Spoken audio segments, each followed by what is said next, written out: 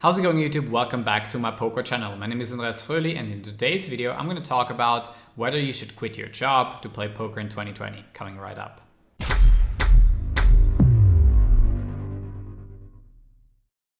I want to start right away with the success rate that I estimate for poker players out there, and that's going to be between 0 and 5%, depending on the living expenses in all different countries. If you're somewhere in Eastern Europe, the percentage of success will be higher because you don't have that many expenses, and you could, for example, make a living playing online poker, especially when you're game selecting a lot. Whereas if you are in the US, for instance, and you don't have access to online poker and you don't have that many great live poker games, the success rate will be quite low as well. And then if you are a tournament player and you think that double, triple, quadruple taxation is like something you want to get into, you pretty much are drawing dead, almost drawing dead. Generally speaking, it's therefore not the greatest idea to play poker in 2020 and just quit your job. However, I wouldn't make 2020 a reason by itself. Yes, poker got tougher, but people are still people and it's still possible to win at poker. What's also very important is that if you, for example, cannot win as a recreational player, it's a terrible idea to quit your job and try it as a professional player or as a full-time player, whatever you want to call it. You definitely want to be having a winning strategy as a recreational player.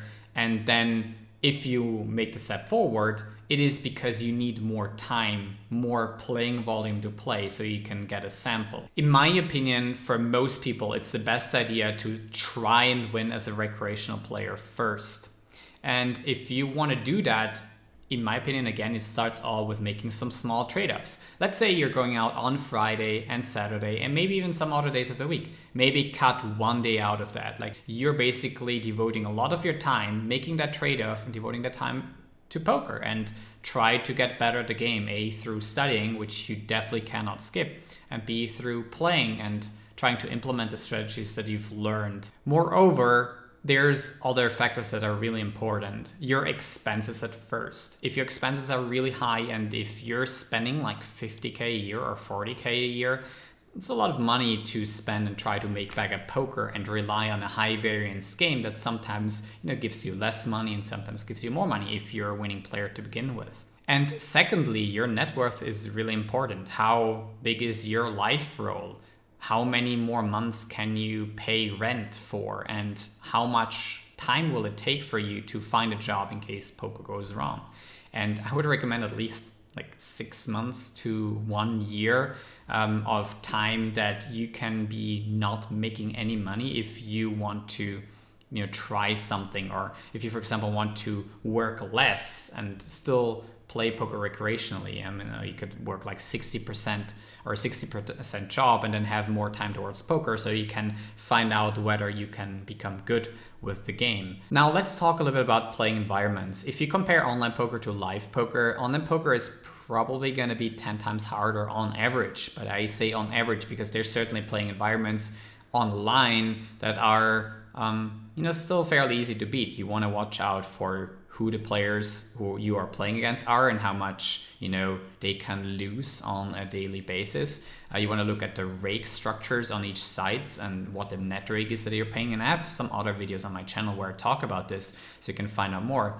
You obviously have to look at the regulations in your individual country when it comes to where you're able to play. In the US, you cannot still play on most of the bigger sites. And online poker has the only advantage that you can play multiple tables at the same time. So if you're theoretically playing the same opponents online and live, online poker is a huge advantage. Plus live poker, you have a lot of expenses like food, for accommodation, and that can add up quite quickly, especially if you're playing a low stakes games.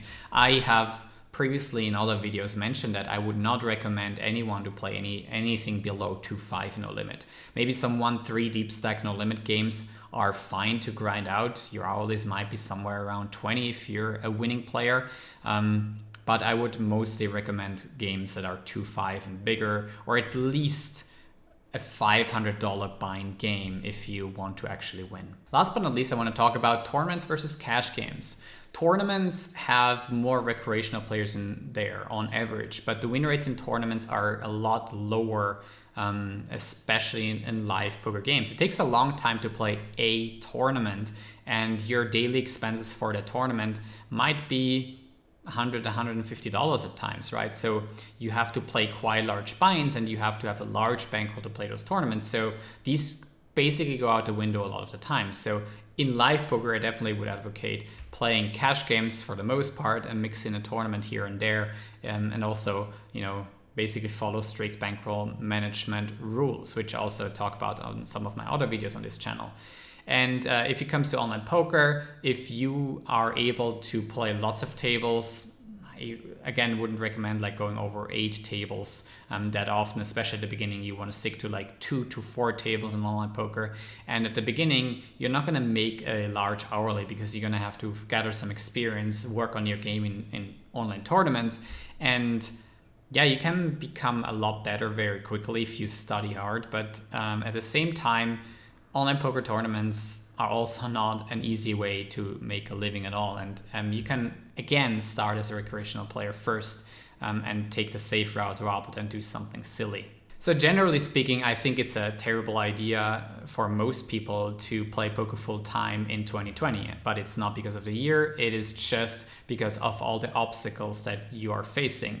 You have to be pretty passionate about the game, and you don't want to be the person who just looks at the success and that's actually what you want, but you have to truly enjoy the game and becoming better at it. And before you do something silly, just one last advice for you. If you have any friends who actually play poker full time, that's a big bonus, as you can just always ask them for their opinion on your situation, your expenses, your poker skill, your potential hourly and whatever, and whether it's a good idea for you to try and get started. You can also ask multiple people, and if you don't have any friends who do that full time, just hire somebody.